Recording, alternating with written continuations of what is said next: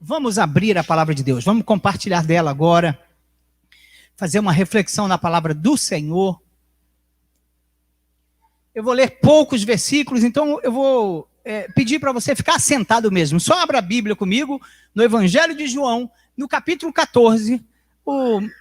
Vamos ler parte do texto que a gente leu no início, na abertura do culto. E que Deus fale conosco. Que Deus fale com cada um de nós. João 14, eu vou ler os versos 1 até o verso 3. Somente. Na abertura do culto a gente leu até o 21, foi uma bênção. Terminamos com o versículo que diz que aquele que tem os meus mandamentos e os guarda, esse é o que me ama. E aquele que me ama será amado de meu Pai. Amém?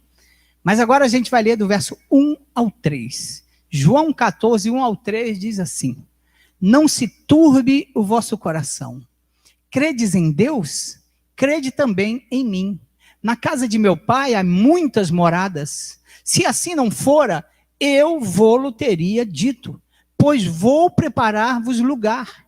E quando eu for e vos preparar lugar, voltarei e vos receberei para mim mesmo, para que onde eu estou, estejais vós também. Senhor, fala conosco nessa hora. Estamos diante da tua palavra aberta aqui agora, Senhor, e nós cremos que o Senhor tem algo especial para nós hoje. Que seja um alimento que traga novas forças, renovo para seguir em frente. Mas muito além disso, Senhor, a convicção de que tu és o nosso Pai amoroso. É o Senhor quem cuida de nós, o Senhor está sobre a nossa vida, o Senhor está adiante, cuidando de tudo que é necessário para que o teu povo seja, Deus, a cada dia alcançado pelo teu amor. Nós pedimos a direção do teu Espírito na ministração dessa palavra nessa noite, em nome do Senhor Jesus. Amém. Glórias a Deus. Nós podemos chamar o capítulo 14 de João de o capítulo das consolações. Cada capítulo nesse entorno tem um tema muito central, assim como o capítulo 16 é Jesus falando sobre o Espírito Santo, no capítulo 17 é a oração intercessória de Jesus para os discípulos e para mim, para você, por mim, por você. O capítulo 15 é o capítulo da videira verdadeira, o capítulo 13 é o do lava-pés e o da última Páscoa do Senhor. Nós temos agora o capítulo 14, que a gente vai chamar de o capítulo das consolações. Por quê? Porque é um momento muito difícil, não somente para Jesus, que vive a partir daqui, né? Eu gosto sempre de frisar para os irmãos, quando a gente está falando sobre João, dizer que do capítulo 13 até o 21, ou seja, praticamente a maior parte, né, a segunda metade do Evangelho de João, retrata a última semana de Jesus vivo na terra, até a sua crucificação e ressurreição, lá no capítulo 21. Então, desse capítulo 13 até o 21, até o final desse evangelho, são apenas 6 ou 7 dias da vida de Jesus. Ele já está prevendo, já está até anunciando a sua morte, né? A maneira como ele seria apanhado pelos romanos, o seu aprisionamento e assim por diante. Então, é um momento difícil para Jesus, que ele já está vivendo. Jesus, homem, já sente o peso desses últimos momentos na terra, mas também é um momento difícil para os discípulos, que veem, aliás, que estão ainda numa fase muito imatura e que estão agora frágeis, confusos, porque tudo que eles criam, as expectativas que eles tinham criado, tudo que eles tinham na mente e no coração deles, eles estão vendo meio que desmoronar. Não apenas eles estão assustados com as situações, com as coisas como estão apontando, tantos adversários se levantando contra Jesus, tantas ameaças contra a vida de Jesus, como as próprias palavras de Jesus, que naquele momento já anunciava a sua morte. Então eles estão meio que se sentindo frustrados e, repito, fragilizados, se sentindo fracos, confusos. O que vai ser de nós? O que está acontecendo aqui? Eles tinham promessas tão grandes, eles seguiram o mestre, largaram tudo que tinha para ser discípulo do Senhor Jesus, vivem 3 anos com ele, 3 anos vendo milagres acontecerem, mas de repente parece que as coisas estão saindo dos trilhos. Então eles estão realmente assustados, confusos, amedrontados. O que a gente vê aqui nesse capítulo 13, capítulo 14, a cena que a gente precisa entender, o contexto é o seguinte: Jesus acabou de participar da última Páscoa com ele, reúne com eles para a última Páscoa, um momento de intimidade, e nessa última Páscoa ele já diz, por exemplo, para eles, que aquela era a última que ele participaria com eles. Nessa última Páscoa, nessa última cena no cenáculo, ele anuncia que um deles ia trair Jesus. Ao findar dessa última Páscoa, da celebração com eles, ele diz para Pedro: Pedro, antes de o galo cantar, você vai me negar. Então olha como as próprias palavras de Jesus podiam providenciar essa confusão na mente e no coração dos discípulos. Eram muitas notícias que eles estavam vivendo. Então eu repito que o momento era muito difícil. Como entender essas coisas? Como compreender que as expectativas dele, os planos deles, os projetos dele, né, o que eles esperavam do Senhor Jesus, seguindo o Senhor Jesus, estava agora meio que desandando, porque Jesus disse para eles: o Filho do Homem tem que ir para Jerusalém, lá eles vão matá-lo. Então eles estão todos eles muito confusos. Há uma palavra de um dos discípulos a caminho de Emaús, no capítulo 24 de Lucas, que define bem isso que eles estão sentindo. Um desses discípulos diz assim, conversando com Jesus a caminho de Emaús, você vai lembrar, já é Lucas 24, Jesus já tinha ressurgido de entre os mortos, estava caminhando com eles nessa estrada a caminho de Emaús, e o discípulo disse assim: ora, nós esperávamos que fosse ele quem havia de redimir a Israel, mas depois de tudo isso, já é este o 3º dia, desde que tais coisas sucederam, e nada. Então eles expressam muito bem a expectativa que Jesus destronasse o governo de Roma, que Jesus destruísse o governo de Roma, que Jesus acabasse com a opressão romana sobre o povo judeu, e diz ele, já tem 3 dias, exatamente o tempo da ressurreição, né? E Jesus estava do lado dele, na verdade, e já tem 3 dias e nada aconteceu. Então isso mostra toda a frustração. Em Mateus capítulo 16, quando Jesus fala publicamente da sua morte, Jesus disse assim, a palavra de Deus lá diz assim: desde esse tempo, Jesus começou a mostrar aos discípulos que era necessário seguir para Jerusalém, sofrer muitas coisas e até ser morto. Pedro, assustado com essa situação e representando muito bem essa confusão mental que eu estou narrando aqui para os irmãos, disse o seguinte: Senhor, tem compaixão de ti. Tem compaixão de ti, isso não vai acontecer, o Senhor não vai morrer. Ele não estava compreendendo, as coisas não estavam batendo, não coadunavam, não se encaixavam. Tudo que eles esperavam do rei Jesus e daquilo que na verdade eles viam. Jesus compreende que aquilo era uma ação demoníaca, né, se aproveitando desse período de confusão sobre a cabeça, sobre o coração de Pedro, e diz: arreda, Satanás, porque não cogitas das coisas de Deus, e sim dos homens. Arreda, Satanás. Jesus percebeu, discerniu uma ação de Satanás querendo se aproveitar daquela brecha e agindo pela boca de Pedro, e ele repreende Satanás, arreda, Satanás, porque não cogitas das coisas de Deus, e sim dos homens. Irmãos, esse é um linguajar muito próprio nosso, é coisa de crente. Não cogitas das coisas de Deus. É uma expressão muito bíblica, ela não é comum no dia a dia. Ela significa o seguinte: você não pensa, você não reflete, você não considera, você não discerne as coisas de Deus, você só compreende as coisas dos homens. E aqui a gente pode perfeitamente abrir um parêntese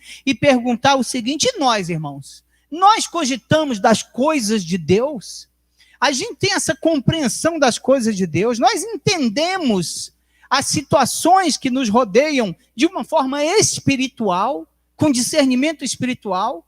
Nós entendemos que é morrendo que se vive? A gente entende que é perdendo que se ganha? É uma boa pergunta. Porque é disso que Jesus está falando. Nós precisamos cogitar das coisas de Deus. A gente precisa entender a lógica do reino, que não é a lógica da terra.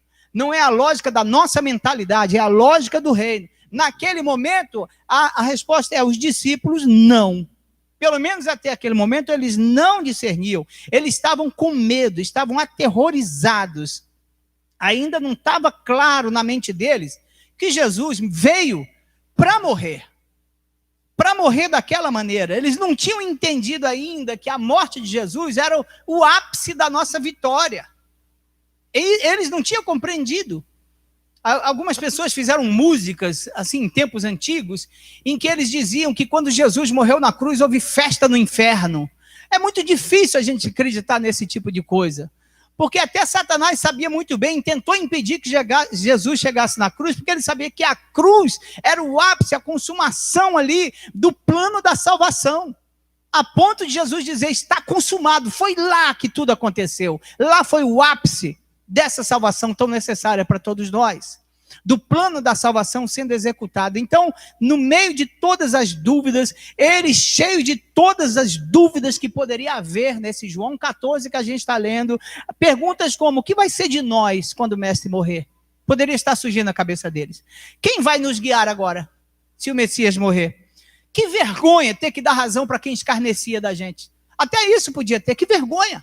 A gente apostou tudo nisso e aí, ó, o que deu? Ou então um pensamento como: se o mestre vai morrer dessa maneira, imagina nós que somos só os discípulos. Então nós estamos falando, sim, irmãos, de corações totalmente abatidos. Eles estavam abatidos e Jesus vai falar dessa expressão. Eu percebo que a gente pode observar muito bem que parece que Jesus não se daria muito bem como um palestrante motivacional, aquele cara que joga para cima. Em toda reunião tem que jogar para cima. Ele não passaria no teste para ser um coaching de igreja preta. Ele talvez não fosse convidado para um congresso de avivamento, aquele que sai todo mundo pulando feliz da vida. Porque ele formou ali, até aquele momento, os discípulos, ele vê os discípulos com abatimento. Por quê? Porque ele tinha um compromisso com a verdade. Ele tinha um compromisso com os fatos e ele não os esconderia dos discípulos. Isso é muito interessante, mas acima de tudo a gente precisa pensar que ele tinha um compromisso com a verdade, mas que ele também é o mestre da consolação. Nós estamos lendo o capítulo das consolações. Ele é um mestre da consolação. Nós temos diante dos nossos olhos toda a nossa realidade. Nós podemos muito bem nos sentir assemelhados aos discípulos, diante das contrariedades da vida. Diante do tanto de vezes que a gente planejou alguma coisa e aquilo não saiu conforme o planejado. Diante do tanto de vezes que na nossa vida a gente já criou certas expectativas que não se realizaram. Então é para nós que Jesus vai falar nessa noite, sobre esta consolação. Ele é o Deus de toda consolação. A Bíblia diz em 2 Coríntios 1, versos 3 e 4, o Deus, ele é o Deus de toda consolação, que nos consola em toda a nossa tribulação. Em toda a nossa tribulação, o Senhor nos consola. E não apenas consola, mas conduz, sustenta, dá graça para a gente seguir em frente, mesmo no meio de todas as nossas lutas. Então, é pensando assim, é entendendo esse quadro, é entendendo esse contexto, de que Jesus agora não se reporta mais às pessoas de fora. Até o capítulo 13, Jesus conversava com a mulher samaritana, curava o cego, lidava com as pessoas de fora, com até gente que não era de Israel. Mas do capítulo 13 em diante, ele já recolhe os discípulos. Ele vai falar somente com ele, até o capítulo 18, se não me engano. Mas só eles, porque agora é hora de preparar para o que havia de vir. Repito, última semana. Então, Jesus, diante desse contexto, recolhe os seus discípulos, ainda num lugar de intimidade mais próximo, e começa a dizer para eles, vamos analisar o texto que a gente leu? E ele começa no versículo 1 dizendo, não se turbe o vosso coração.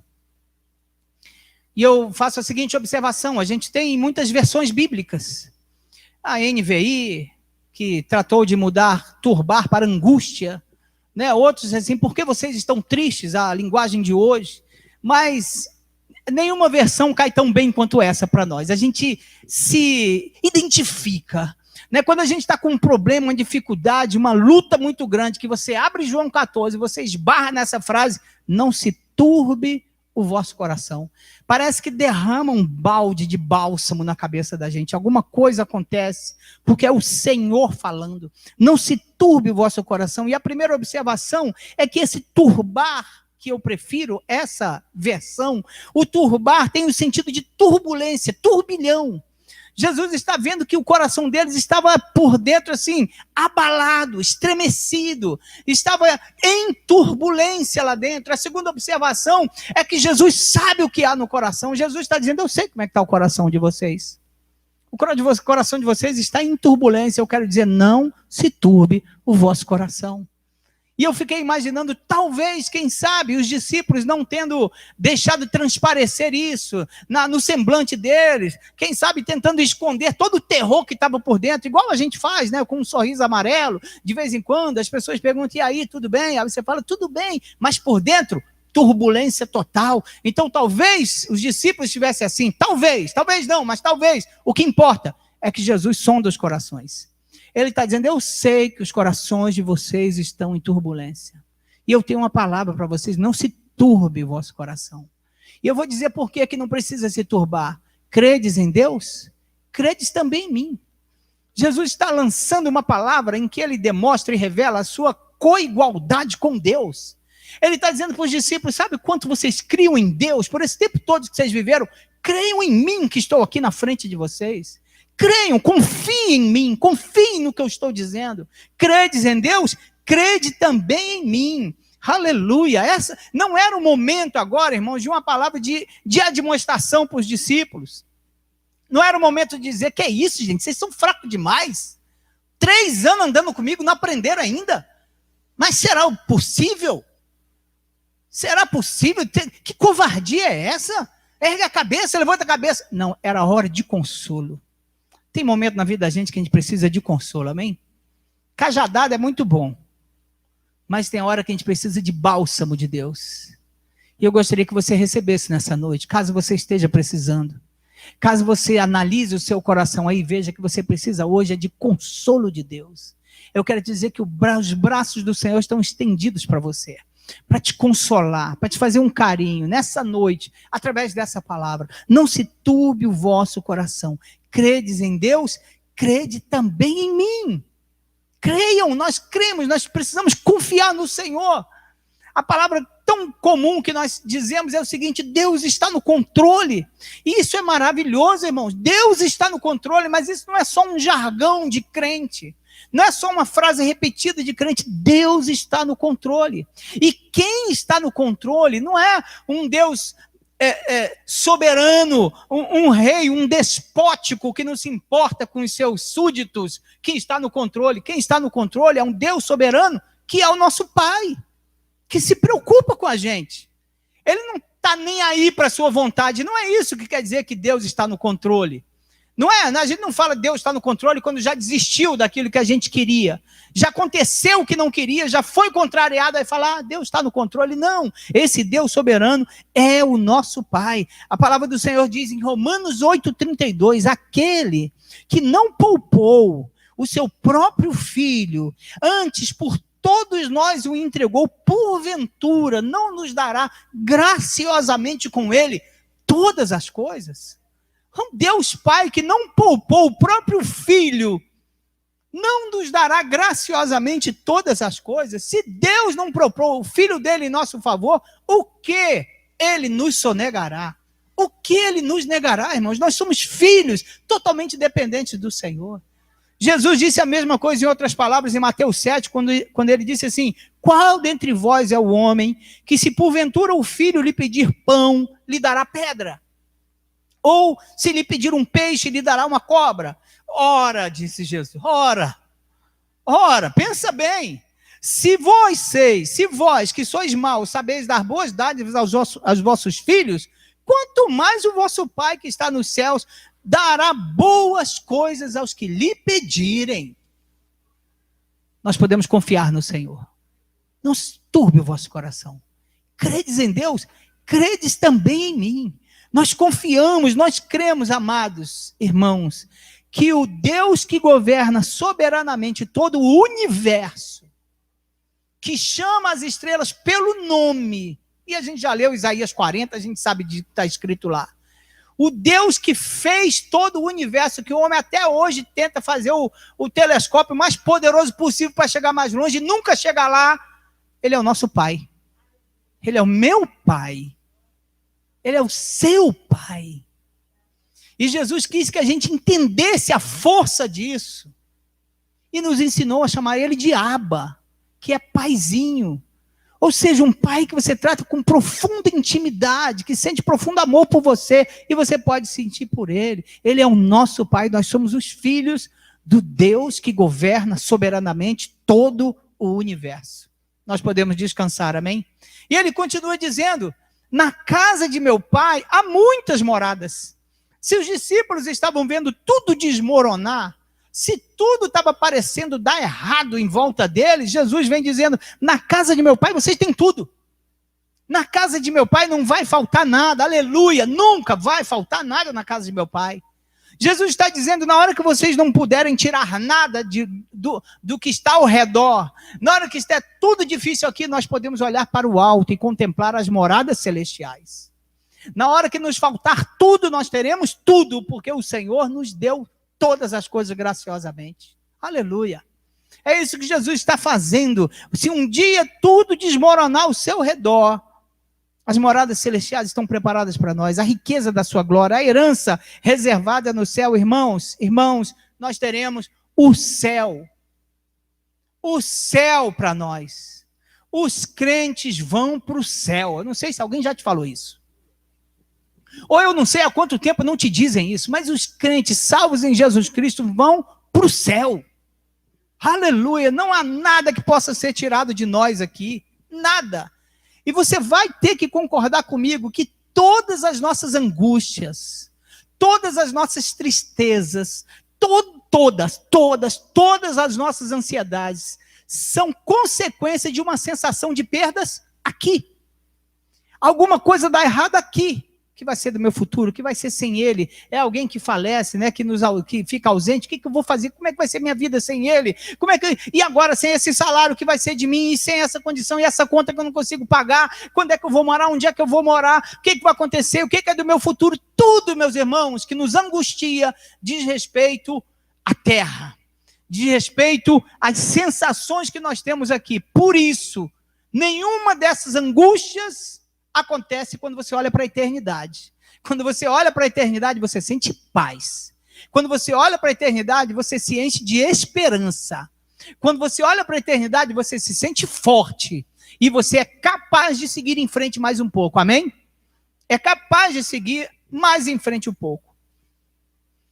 Paulo falou sobre isso. Ele disse que a nossa esperança é que nós não perdemos nada em Cristo Jesus. Porque ele tem por certo que nada nesse mundo pode ser comparado com a glória a ser revelada em nós.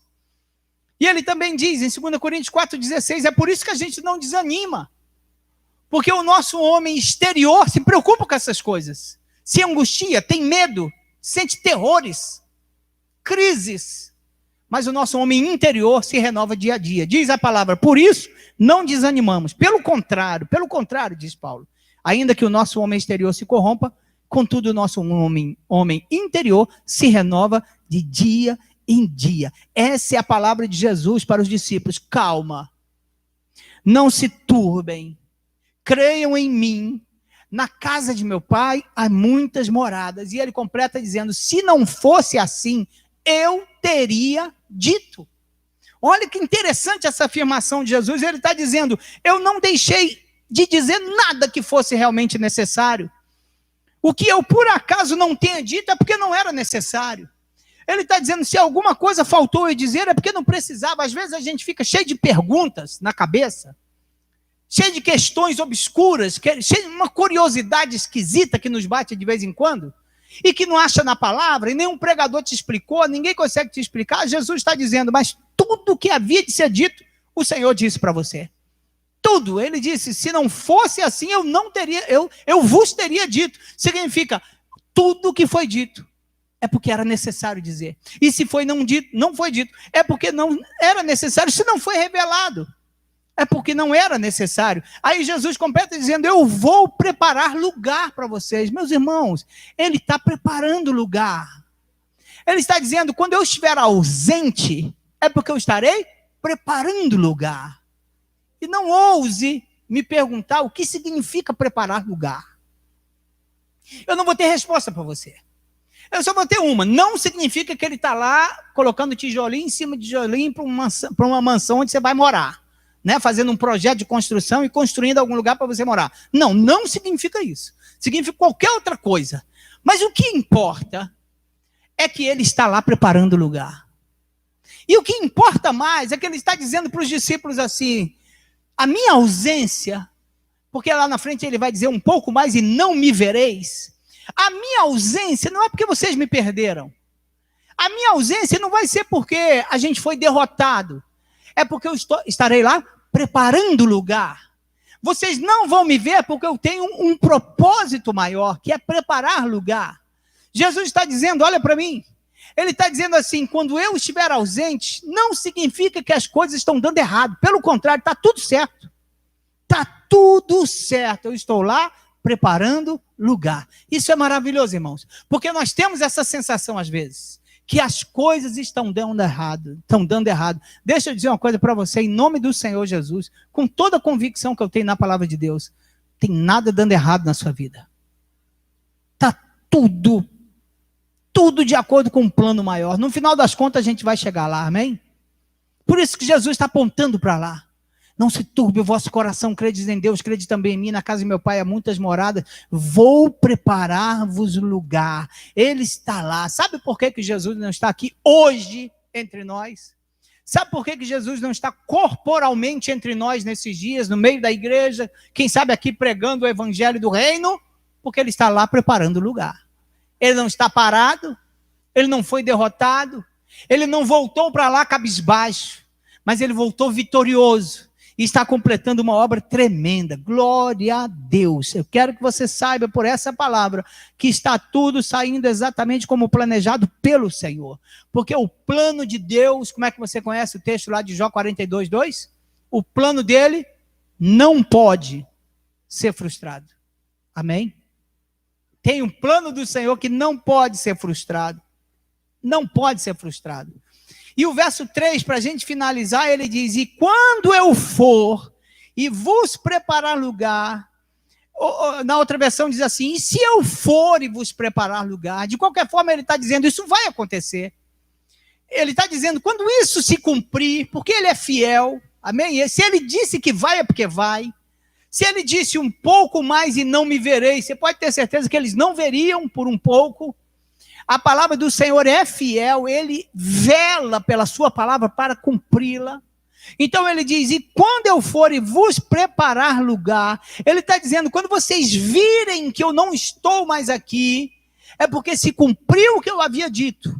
Portanto, vocês podem confiar nas outras coisas que eu disse. E quais as outras coisas que ele disse nesse versículo? Ele diz, eu voltarei, eu vos tomarei para mim mesmo, para que onde eu estiver, estejais vós também.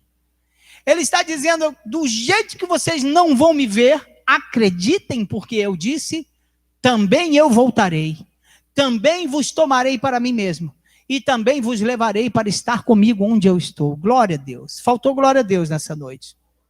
Glória a Deus, irmãos, porque esse lugar aqui está chato, está cansativo,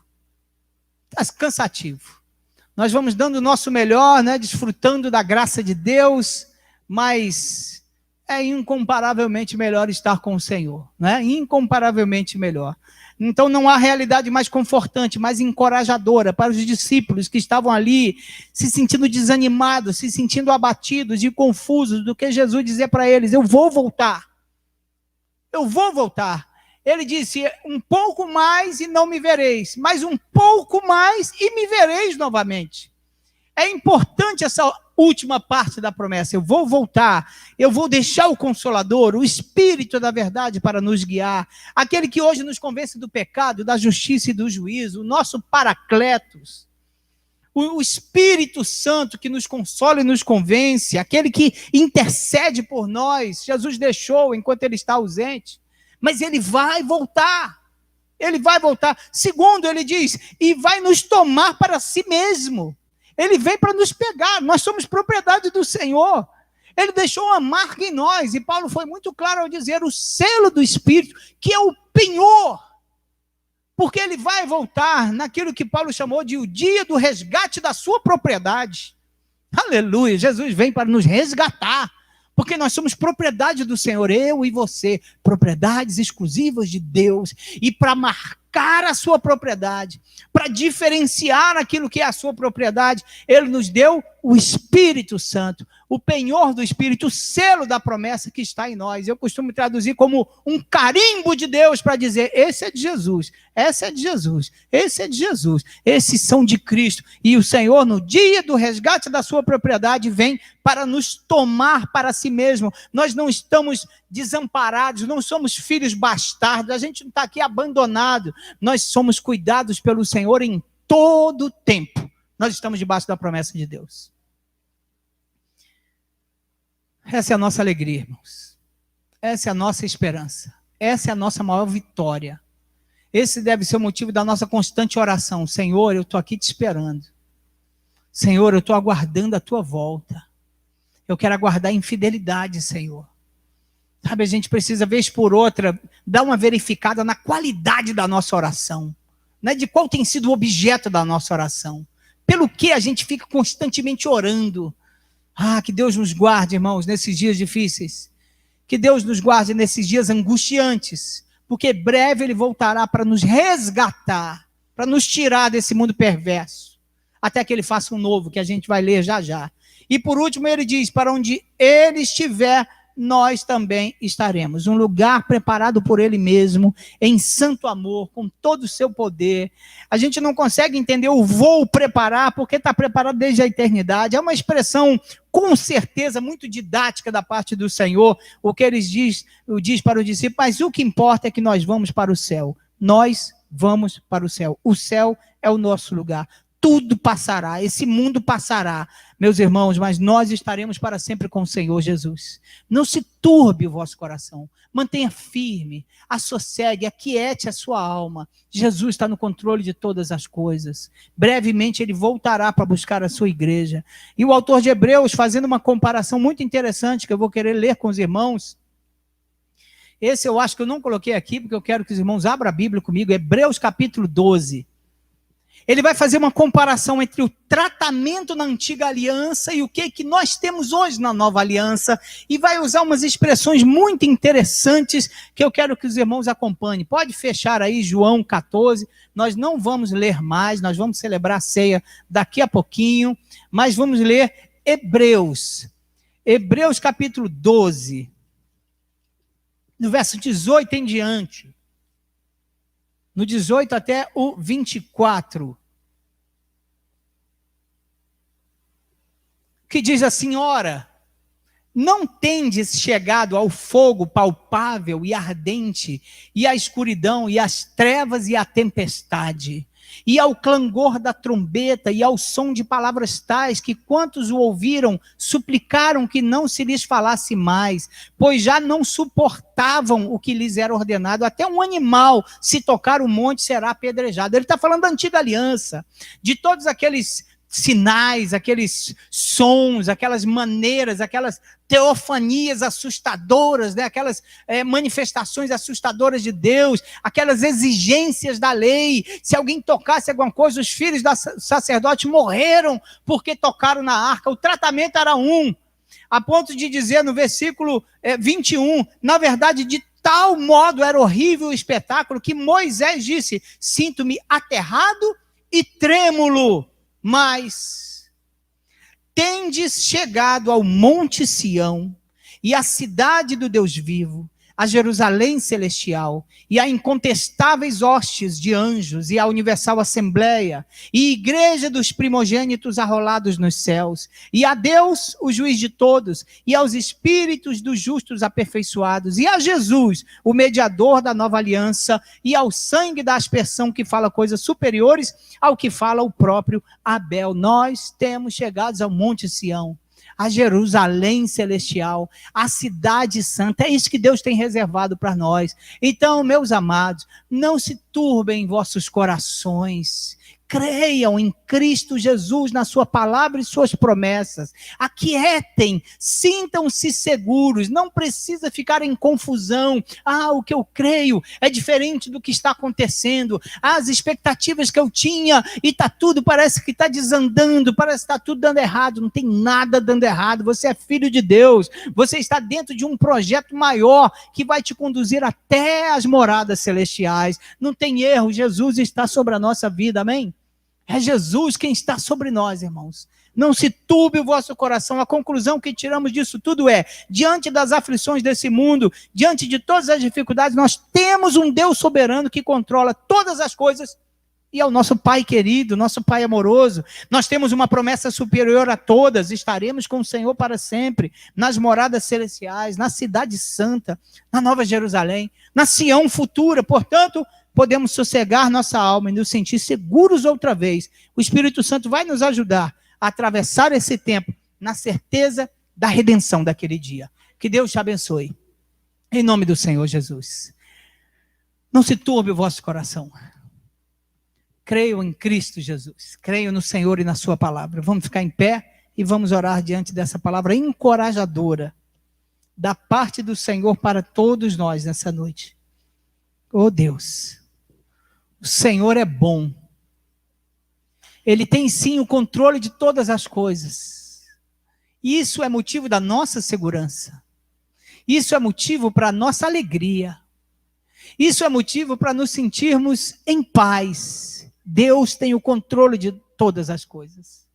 O controle das coisas não está nas nossas mãos, está nas mãos do nosso Pai, que nos trata como filhos, que está preparando um lugar maravilhoso para onde nós iremos. Todos nós, irmãos, o céu, a eternidade, aleluia. Quantos aqui anseiam pela eternidade?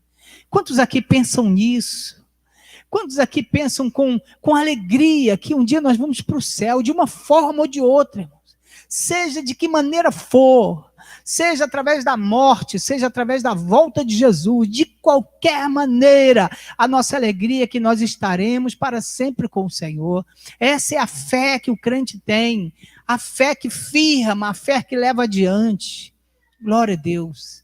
Senhor, nós te damos graça nessa noite, porque tu és fiel. A tua palavra é poderosa, maravilhosa, e nós nos alegramos diante dela. Nessa noite recebemos uma palavra de consolo, de conforto, para que o nosso coração não se turbe, Deus, e tu sabes, tu és aquele que sonda corações. Muitas vezes nós estamos com os corações turbados, nós estamos com os corações como um verdadeiro turbilhão, precisando do teu bálsamo, precisando do teu toque, precisando olhar adiante, olhar para o alto, olhar para a eternidade, aleluia, avivar a esperança olhando para o que o Senhor tem preparado para nós. Tu és um Pai amoroso, um Pai cuidadoso, que sempre cuida de nós muito bem, perfeitamente bem. Perfeito é o teu cuidado para conosco, ainda que às vezes a gente não entenda, mas é porque a nossa mente é limitada, Senhor, tu sabes. A nossa mente é muito limitada em todos os sentidos, mas tu és poderoso em todas as coisas. O Senhor tem todo o saber, todo o conhecimento do presente, do passado e do futuro. Por isso descansamos em tuas mãos.